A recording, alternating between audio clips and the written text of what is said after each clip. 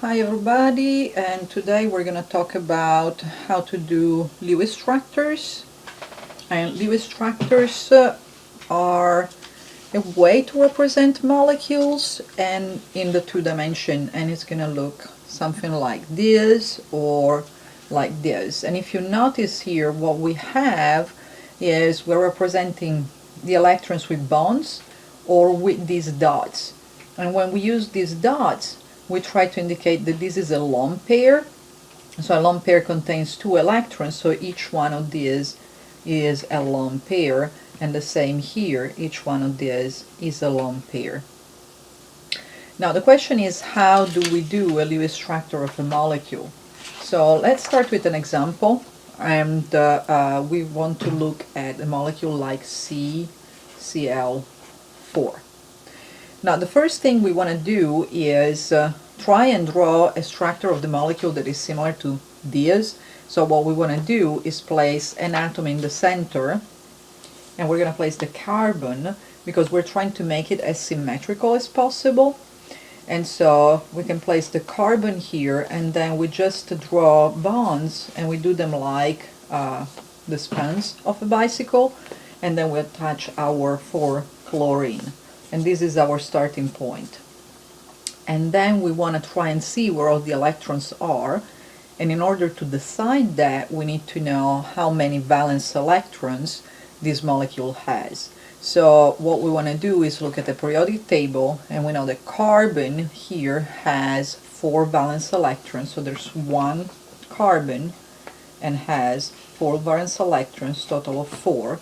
And then we have a chlorine, and it's down here, and chlorine is in group 7, so it's going to have 7 electrons, and there's 4 chlorines, and so we have 28 electrons. So this gives us a total of 32 valence electrons. Now when we draw bonds, each bond is 2 electrons, because it takes 2 electrons to form a bond. So because I have 4 bonds, 1, 2, 3, 4, that means that I have already used 8 electrons for the 4 bonds. So I'm going to subtract these electrons that I used from the total that I have. And I'm going to have a total of 24 electrons left.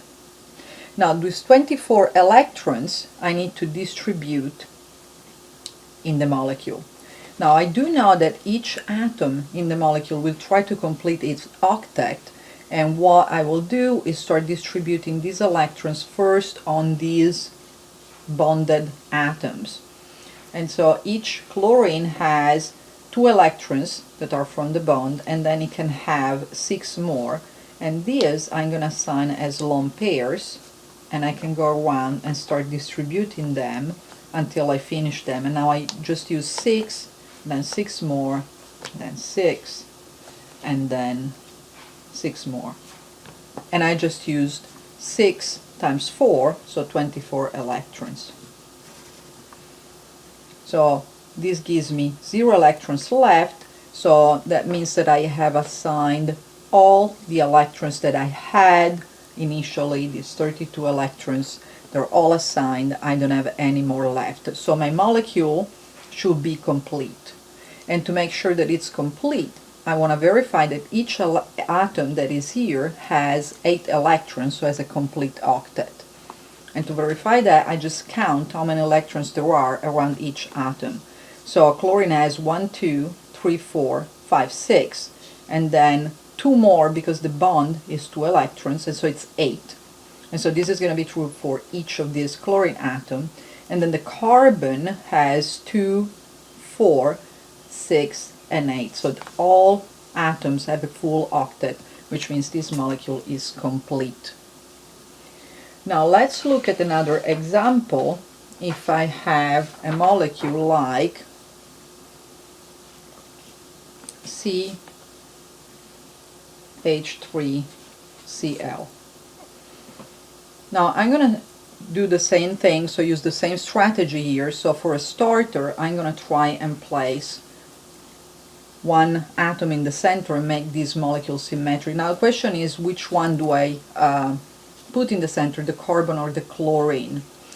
When in doubt, the atom that goes in the center is the one that is least electronegative, and that means if I look at the periodic table, the one that is more to the left or to the bottom, so in this direction.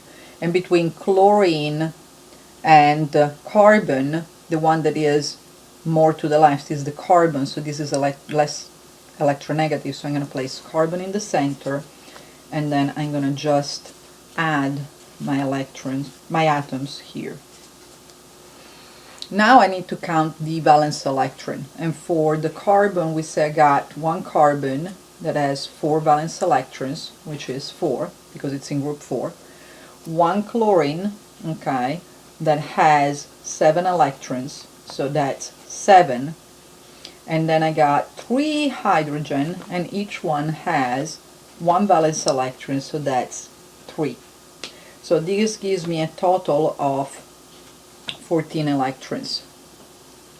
Now I want to go and place these electrons in my molecule, and to do that I'm going to first see how many electrons I have actually left, because remember I used 2, 4, 6, 8 for the bonds, so I need to first subtract those because I used them already, and so that leaves me, 8, so that leaves me 6 left, and then I can go and place them out. When I go and place the electrons here, I need to remember that I can complete the octet for every atom except hydrogen, because hydrogen can only have 2 electrons. Remember the orbitals, these can only host maximum of 2 electrons, which means that if it has a bond, it has a complete octet with the 2 electrons. So I cannot go and place electrons there.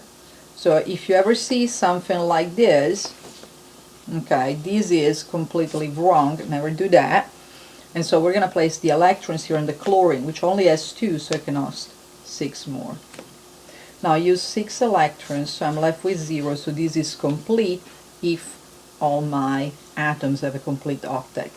We already said that the hydrogen are happy and complete with just a bond, and the chlorine now has 1, 2, 3, 4, 5, 6, and then 7, 8 for the bond, so this molecule is complete.